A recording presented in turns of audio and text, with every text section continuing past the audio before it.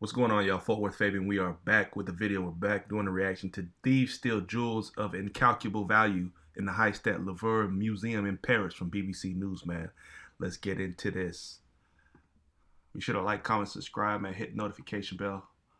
Follow me at Worth Fabian. So supposedly, this is a bit of background. The Louvre Museum is a national arts museum in Paris, France, one of the most famous museums in the world. It's located on the right bank of the Seine in the city's first arrondissement and home to some of the most canonical works of Western art, including Mona Lisa, Venus de Milo, and Winged Victory.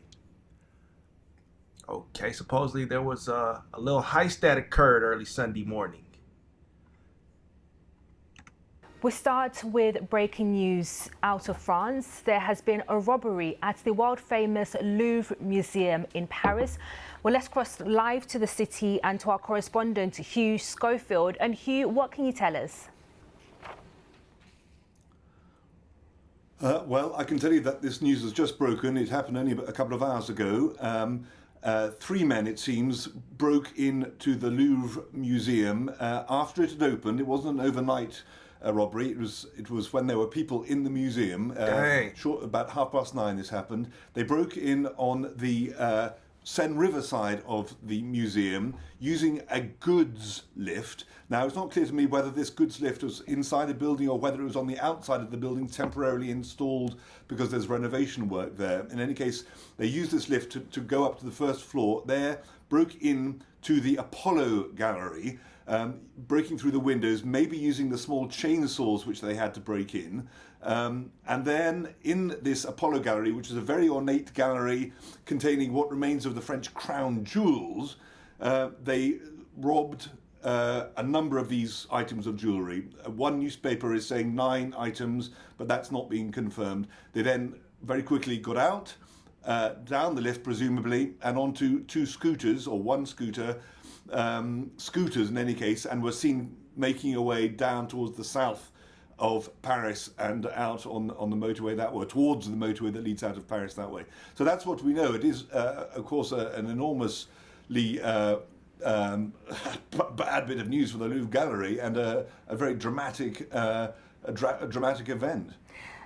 You mentioned crown jewels. Do we know what kind of jewels were in this room? Well, I'm not an expert, but I've done a quick bit of research, and you know, the crown, there were French crown jewels just as there were British crown jewels, and most of them were broken up after the revolution, disappeared. But you know, after the revolution, there were other monarchies and empires in France, and they accumulated bits of jewellery as well. A lot of them were sold off and broken off, so it's not like it was like the British crown jewels, but there were a number of very, very valuable items of jewellery there, particularly ones belonging to the Empress Eugénie, who was the wife of Napoleon III, who ruled France between 1850 and 1870. Among those items are some which are quite well known, with diamonds and other items of jewellery in them, diadems and a crown and so on. And if those have gone, then that is a big deal. Do we know what kind of security was in place at the Louvre when this happened? Well, I mean, it goes without saying that, you know, the place is an extremely elaborate system of protection. I mean, there are guards there and electronic alarms, and I'm sure all sorts of things. It's interesting that the break-in happened, though, not overnight, which is when most of these robberies take place. You know, robbers infiltrating under the cover of night and so on. This was brazen. This was when there were people about. This is when it had opened.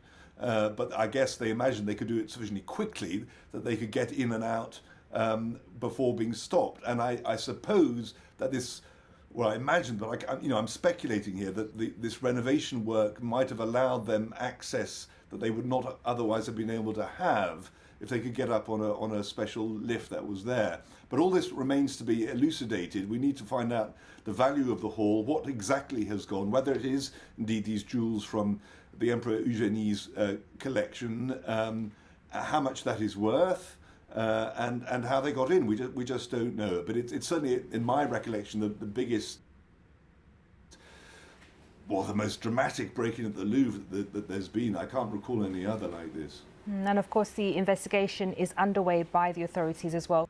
I'm not sure who the lady he's talking about is, Emperor Eugenie or whatever he's talking about. But it sounds like this isn't the first for this museum, right? And I put up some history that there's been several raided attempts over the Louvre, you know, throughout histories in the decades. Once managed to snatch even the Mona Lisa herself right off the wall.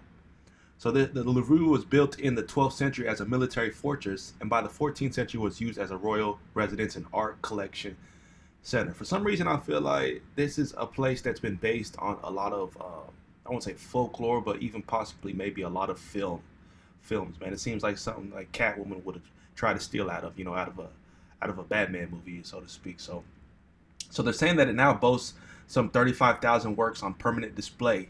So if they're saying they don't really know the equated value of the diamonds or the jewels that were stolen, you can easily benchmark that a couple million. I'm already assuming.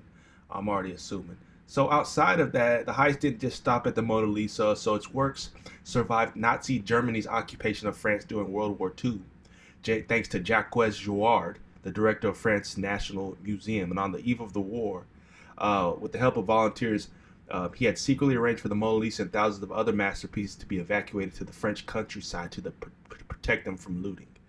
So obviously this is a place that holds a lot of historic pieces. This place looks like history itself.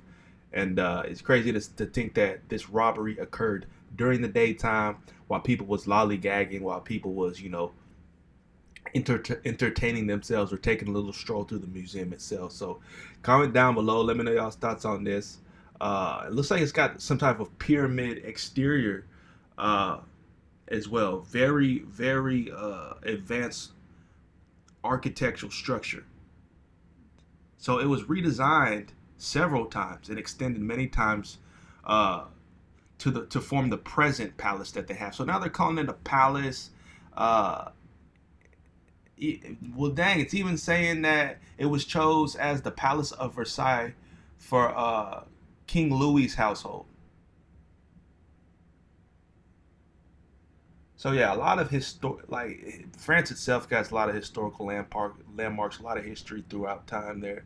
But yeah, man, comment down below, let me know y'all's thoughts. I'm pretty sure that they'll have arrest fairly soon, because I don't think these type of items are items that, you know, you let kind of dwindle by or slide by. Like, where would you I guess flip these kind of jewels if it's not like on the black market or some type of